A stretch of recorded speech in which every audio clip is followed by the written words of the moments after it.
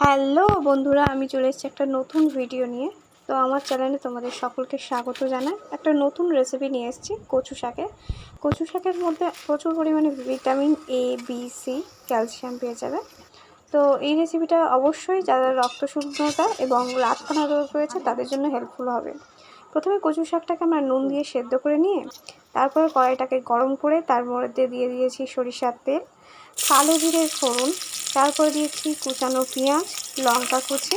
তোমরা যেমন ঝাল খাবে তেমন পরিমাণে লঙ্কা দিয়ে নেবে। তার মধ্যে দিয়ে দিয়েছি আদা বাটা, রসুন বাটা, দিয়ে ভালো করে লাল লাল করে একটু ভেজে নিয়ে তারপরে দিয়ে দিচ্ছি হলুদ গুঁড়া, দিয়ে ভালো করে নাড়িয়ে দিয়ে দিচ্ছি চিংড়ি, যেগুলো আগে থেকেই আমরা ভেজে রেখেছিলাম। তারপর দিয়ে দিয়েছি নুন, দিয়ে ভালো করে নাড়িয়ে নিলাম। নিয়ে দিয়ে দিচ্ছি সিদ্ধ করে রাখা কচু শাক। তারপরে ভালো করে কচু শাকটাকে দেখতেই পাচ্ছ নাড়িয়ে নিচ্ছি। কচু শাকের মধ্যেই যে জলটা রয়েছে না, সেটা দিয়েই কচু শাকটা সিদ্ধ হয়ে যাবে। তো আলাদা করে নতুন করে কোনো রকম জল দিতে হবে না।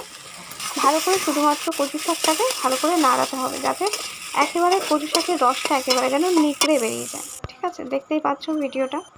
তো তোমরা অবশ্যই এই রেসিপিটা গরম ভাতের সাথে অবশ্যই একবার খেয়ে দেখবেন, দারুণ হবে।